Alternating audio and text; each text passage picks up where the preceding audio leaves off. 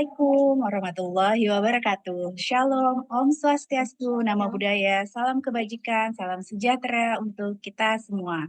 Halo Sobat Prestasi, perkenalkan saya Dina dari Balai Pengembangan Talenta Indonesia.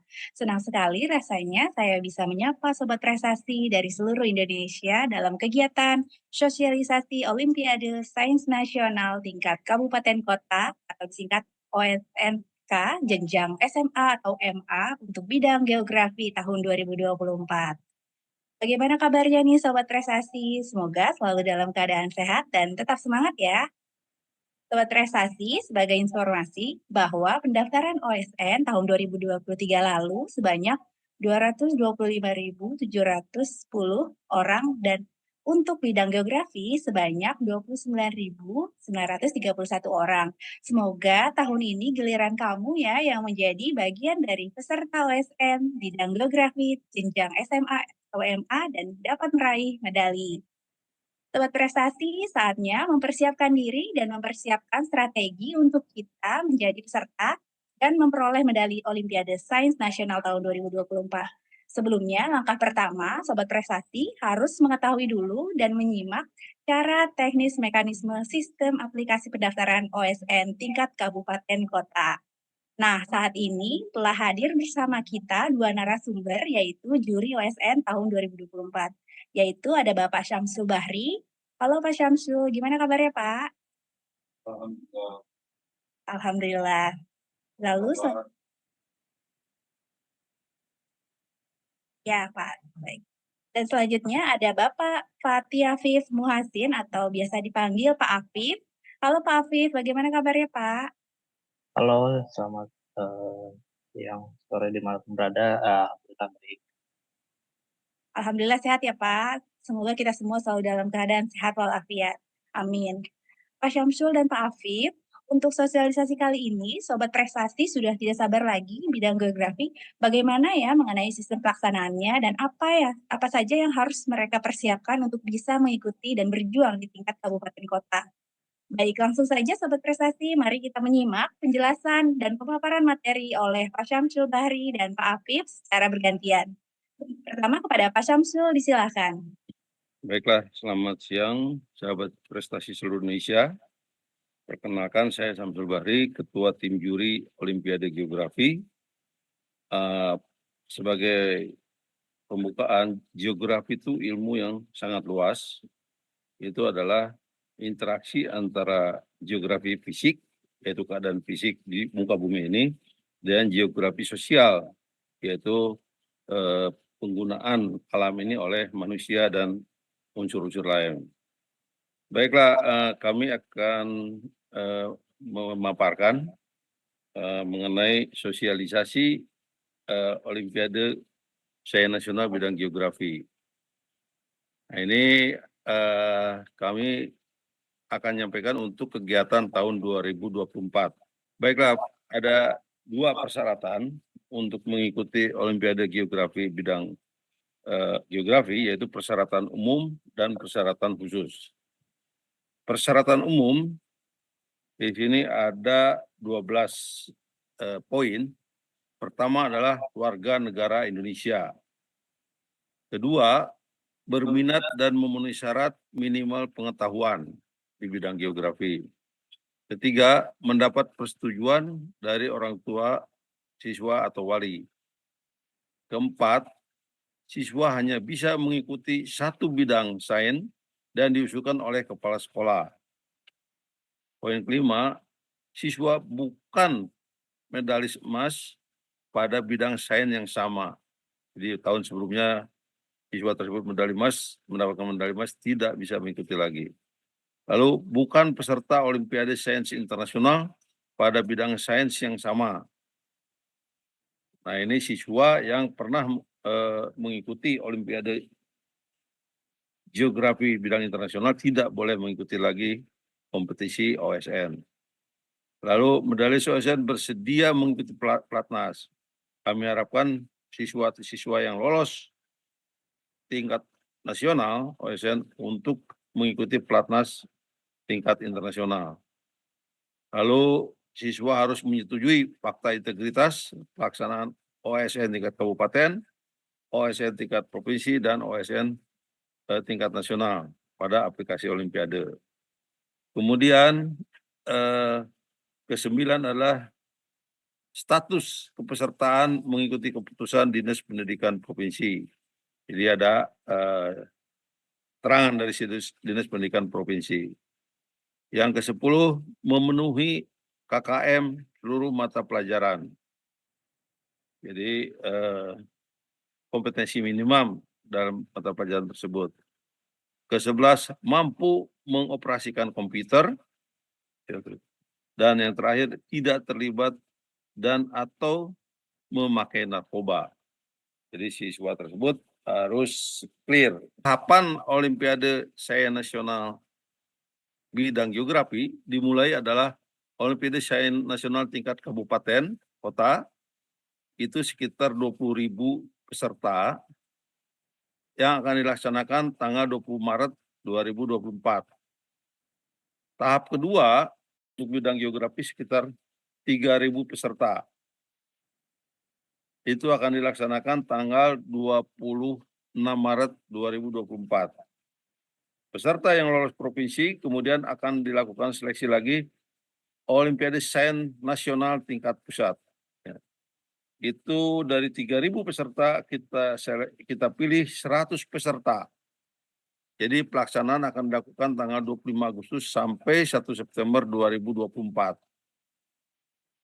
Output atau juara dari 100 peserta itu dipilih 30 peserta untuk mengikuti pembinaan internasional selanjutnya. Tahap keempat adalah internasional yang direncanakan tahun 2025 di Bangkok, Thailand. Itu dipilih adalah 4 peserta dari 30 yang lolos Olimpiade Sains Nasional. Pelaksanaan tahun 2025 akan dilakukan pada bulan Agustus di Bangkok tahun 2025.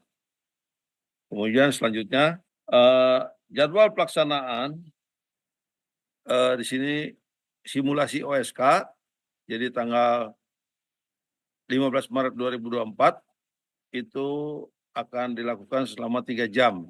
Jadi simulasi sebelum pelaksanaan OSK hari dan tanggal Selasa 26 Maret 2024, waktunya 3 jam. Baiklah, untuk petunjuk umum,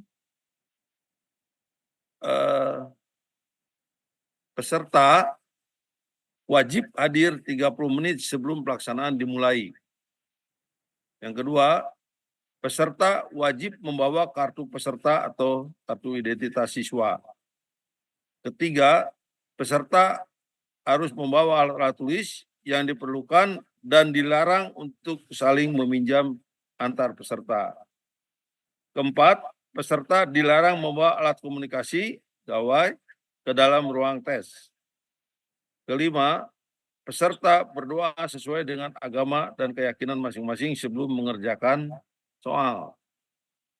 Keenam, peserta mengerjakan soal sesuai jadwal yang telah ditentukan oleh panitia. Peserta melakukan login pada aplikasi ANBK, artinya itu Asesmen Nasional Berbasis Komputer, menggunakan username dan password yang telah dibagikan.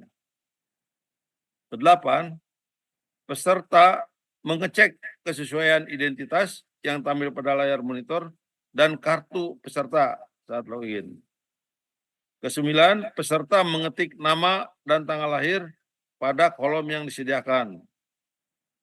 Kesepuluh, peserta memasukkan token yang disediakan oleh admin dari sekolahnya. Dan yang ke-11 adalah peserta mengerjakan tes sesuai dengan waktu yang disediakan. Untuk petunjuk khusus,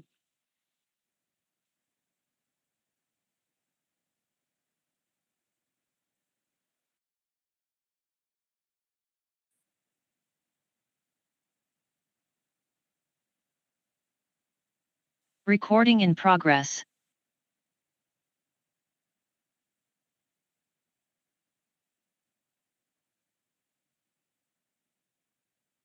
Maaf, ini petunjuk umum. Peserta dapat bertanya pada pengawas dengan mengangkat tangan jika ada hal-hal yang tidak jelas. Kok delay? Hah? Gimana jadinya? Itu yang nomor 12. Iya. Diulangi lagi aja. Apa-apa diulangi aja. Nanti Bapak lihatnya ke Gali Pak. Kalau yang Nggak kelihatan, kacamata saya jauh. Ya. ya udah sini aja Pak. Itu bisa di-cut kok Pak. Tata dulu. Ini kok gimana sih? Saya cari yang saya punya aja lah.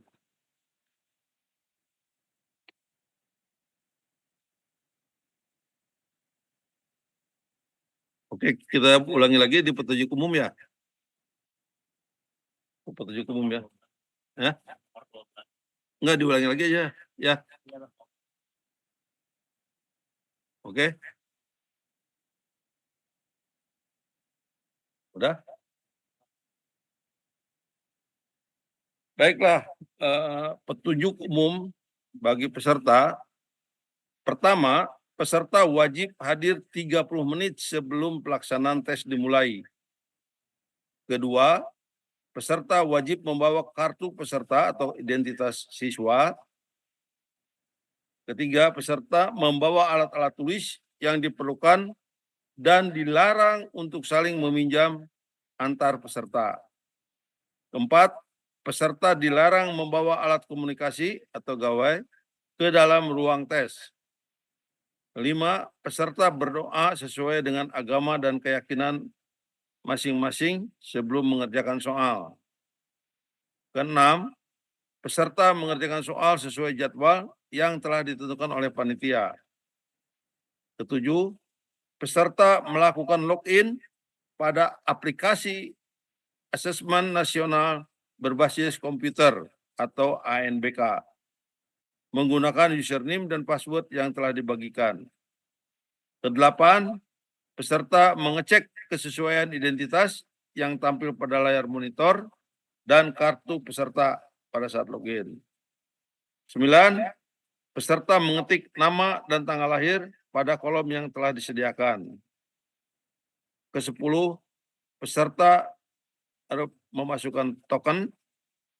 11, peserta mengerjakan tes sesuai waktu yang telah disediakan. Ke-12, peserta dapat bertanya pada pengawas dengan mengangkat tangan jika ada hal-hal yang tidak jelas. 13, peserta dilarang menyampaikan pertanyaan yang mengarah pada jawaban butir soal. 14, peserta harus bekerja sendiri, tidak boleh bekerja sama, berdiskusi, melakukan kecurangan, atau hal-hal lain yang dicurigai atau diduga melakukan kerjasama. 15, peserta yang melakukan kecurangan akan didiskualifikasi. 16, peserta tidak boleh meninggalkan ruangan sampai batas akhir waktu tes. Oleh karena itu, sebelum tes berlangsung, pengawas memberitahukan bila ada peserta yang hendak ke toilet, sebaiknya dilakukan sebelum tes berlangsung. Jika ada peserta yang hendak ke toilet pada saat tes sedang berlangsung, harus seizin atau diantar oleh pengawas. 17, peserta dilarang berbicara atau melakukan hal-hal lain yang dapat mengganggu konsentrasi peserta lainnya. 18, peserta mengklik tombol kembali ke halaman login setelah menyelesaikan tes. 19, aplikasi tes akan berhenti secara otomatis ketika waktu tes berakhir. Petunjuk khusus bagi siswa. 1, jumlah soal yang diberikan sebanyak 100 butir soal dalam bentuk pilihan ganda. Penilaian poin jawaban pada setiap soal menggunakan sistem bobot dengan ketentuan sebagai berikut. Jika siswa menjawab benar, mendapat nilai plus 4, menjawab salah dapat nilai minus 1, dan tidak menjawab atau jawaban kosong dapat nilai 0. 3. Waktu yang diberikan untuk menyelesaikan seluruh soal yaitu sebanyak 3 jam atau 180 menit. 4. Selama pengerjaan soal, peserta diperkenalkan menggunakan kalkulator saintifik. Peserta dilarang menggunakan kalkulator smartphone atau kalkulator selain kalkulator saintifik. 5. Peserta hanya bisa menyelesaikan soal apabila tombol selesai di akhir soal sudah menyala atau setelah habis waktu pengerjaan soal. Masalah teknis tata cara pengerjaan soal kami persilahkan Saudara Afif untuk menjelaskannya. Terima kasih. Baik, terima kasih Bapak Samsul. Selanjutnya untuk Sobat Prestasi, saya akan menjelaskan bagaimana tata cara pengerjaan soal atau teknis mengerjakan soal di dalam aplikasi asesmen nasional berbasis komputer. Yang pertama, Sobat Prestasi akan dihadapkan halaman login untuk masuk ke sistem pengerjaan soal. Pada halaman login ini, Sobat Prestasi akan menemukan kolom username dan password. Kolom ini Sobat Prestasi isi dengan username dan password yang sudah diberikan. Setelah Sobat Prestasi masuk, setelah Sobat Prestasi melakukan login, kemudian Sobat Prestasi akan dihadapkan dengan laman biodata diri yang harus Sobat Prestasi isi sesuai dengan identitas diri Sobat Prestasi masing-masing. Kemudian jangan lupa untuk mengisi token yang telah diberikan oleh admin sekolah Sobat Prestasi masing-masing pada kolom token.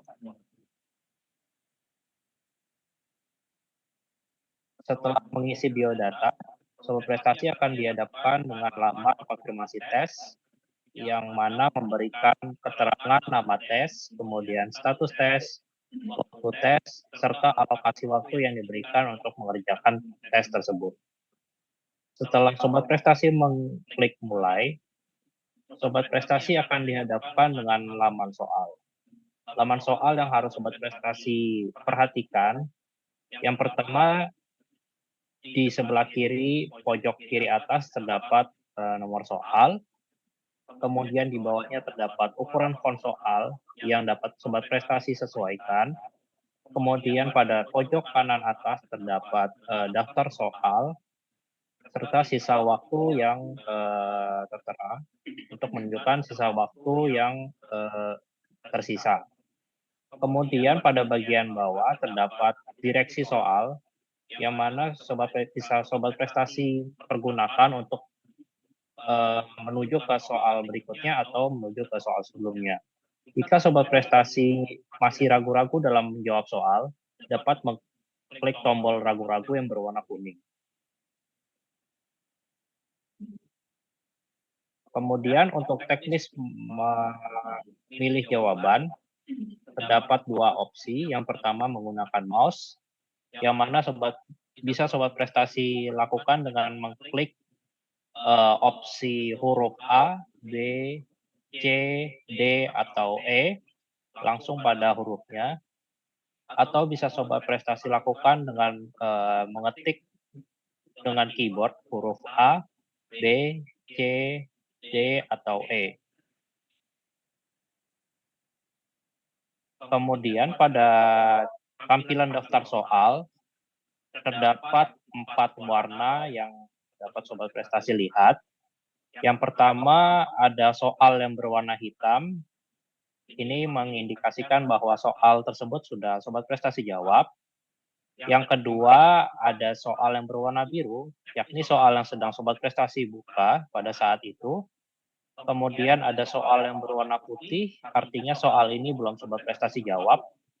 Serta soal berwarna kuning yang artinya ini adalah soal yang tadi Sobat Prestasi masih ragu-ragu sehingga Sobat Prestasi tekan tombol ragu-ragu. Kemudian jika Sobat Prestasi sudah mencapai pada soal terakhir atau sedang sudah selesai, sebuah prestasi akan dihadapkan oleh konfirmasi tes sebanyak 3 kali untuk memastikan dan meyakinkan bahwa sebuah prestasi benar-benar telah selesai dan yakin terhadap pengerjaan soal tersebut. Jika sebuah prestasi memang sudah yakin dan sudah siap dengan jawabannya, sobat prestasi dapat mengklik tombol selesai, kemudian di terakhir ada tombol selesai tes. Kemudian ini adalah tampilan jika sobat prestasi memilih tombol kembali. Sobat prestasi akan dihadapkan dengan laman yang semula, yakni konfirmasi tes.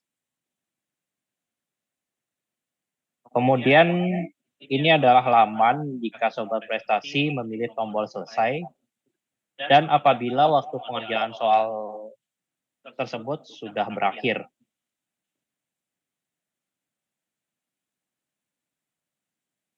Dan yang selanjutnya ini adalah laman di mana sobat prestasi sudah menyelesaikan soal tersebut.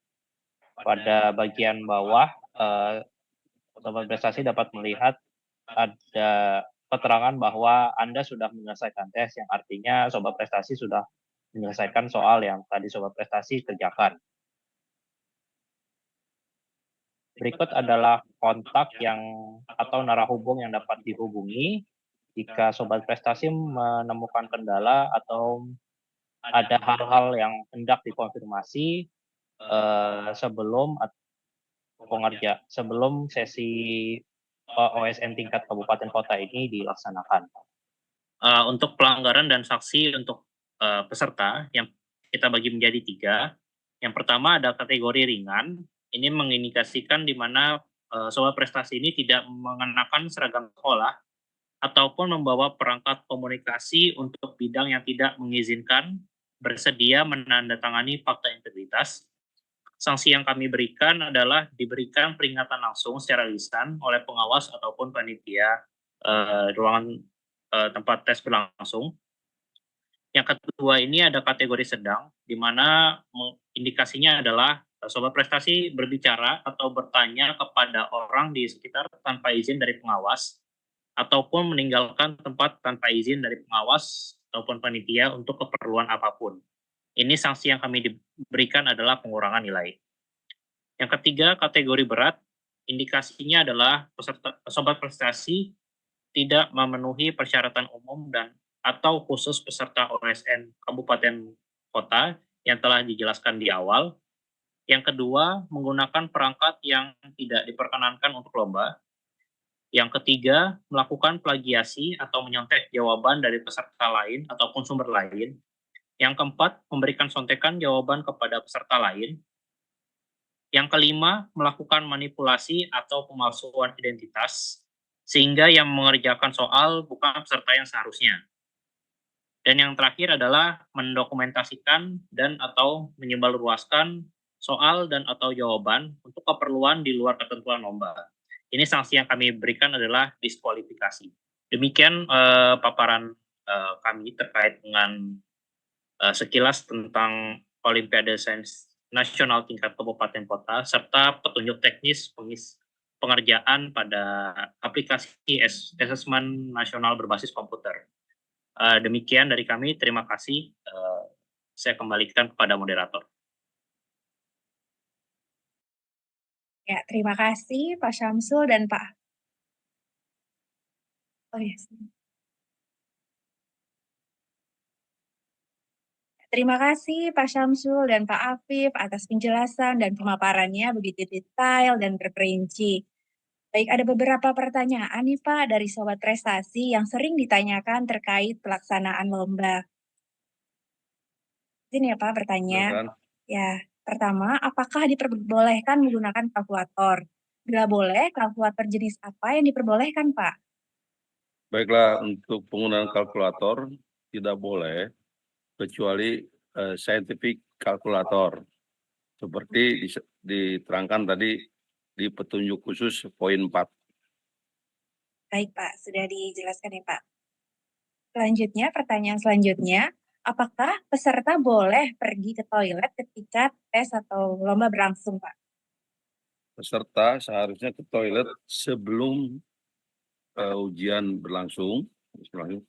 Jika terpaksa ke toilet, harus mendapat izin dari pengawas dan didampingi oleh pengawas. Baik, didampingi ya, Pak. Baik, terima kasih Pak Samsul. Selanjutnya, pertanyaan selanjutnya, apakah boleh peserta membawa makanan dan minuman ketika tes berlangsung, Pak? Sama sekali tidak boleh ketika tes sedang dilaksanakan. Baik. Baik, lalu pertanyaan berikutnya, Pak, apakah boleh menggunakan jam tangan? Apalagi sekarang sudah ada jam tangan smartwatch yang mudah diakses bagi para pengguna. Silakan, Pak. Nah, ini mengenai jam tangan smartphone itu adalah teknologinya canggih, Iya. menyatakan tidak boleh. Seperti yang disajikan pada petunjuk khusus poin 3. Baik. Apakah ada tambahan dari Pak Afif? Tidak ada. Ya, baik. Selanjutnya, pertanyaan selanjutnya, apabila ada peserta yang sudah selesai mengerjakan duluan sebelum waktunya finish, apakah peserta tetap berada di meja atau sudah boleh keluar ruangan, Pak? Peserta tidak boleh keluar ruangan, harus menunggu sampai selesai pelaksanaan ujian. Hal ini telah saya sampaikan di poin 6 pada petunjuk umum. Baik. Lalu, apakah peserta boleh diperbolehkan menggunakan headset atau earphone yang tidak ada kabelnya sehingga tidak diketahui? Sama sekali tidak boleh menggunakan handset atau earphone pada saat ujian berlangsung. Baik, Pak. Wah, pertanyaannya sudah dijawab dijawab dengan jelas oleh para juri. Selanjutnya, sebelum ditutup, Pak, pada Pak Syamsul dan Pak Afif, dapat menyampaikan beberapa tips dan trik serta motivasi kepada sobat prestasi agar sukses berjuang di bidang geografi OSN tingkat kabupaten kota tahun ini, Pak. Silakan, Pak. Terima kasih para adik-adik sahabat prestasi. Selamat berjuang. Selamat mengikuti kompetisi di mana adik-adik harus bekerja atau belajar sangat intens karena geografi ini bidangnya terlalu luas sehingga ya kemampuan membaca itu sangat diperlukan untuk kegiatan Olimpiade Geografi ini. Mungkin itu yang saya sampaikan. Semoga adik-adik menyenangi bidang geografi di masa depan. Terima kasih. Baik. Silakan Pak Afif. Terima kasih. Mungkin buat adik-adik sobat prestasi yang akan berkompetisi, mungkin saya titip pesan agar selamat berjuang dan seperti yang telah disampaikan oleh Bapak Samsul sebelumnya, memang untuk geografi ini bidangnya luas, namun kita hanya mempelajari kulit-kulitnya saja. Mungkin saya harapkan agar selain dapat bisa membaca dan banyak mencari sumber-sumber yang lain, adik-adik sobat prestasi juga dapat meningkatkan kemampuan analisis, baik itu membaca data, kemudian membaca peta dan sebagainya, karena akan sangat berguna untuk kompetensi geografi ke depannya. Mungkin dari saya juga cukup terkait dengan tips and triknya. Saya kembalikan pada moderator. Baik.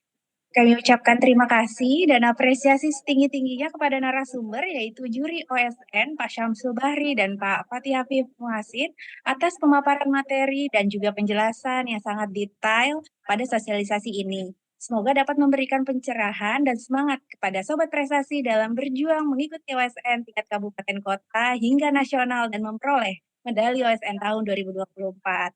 Sampai bertemu lagi dan semoga sehat selalu. Kepada sobat prestasi, terus semangat, selamat berkompetisi, jujur itu juara. Kami akhiri, wabillahi taufiq wal hidayah. Wassalamualaikum warahmatullahi wabarakatuh.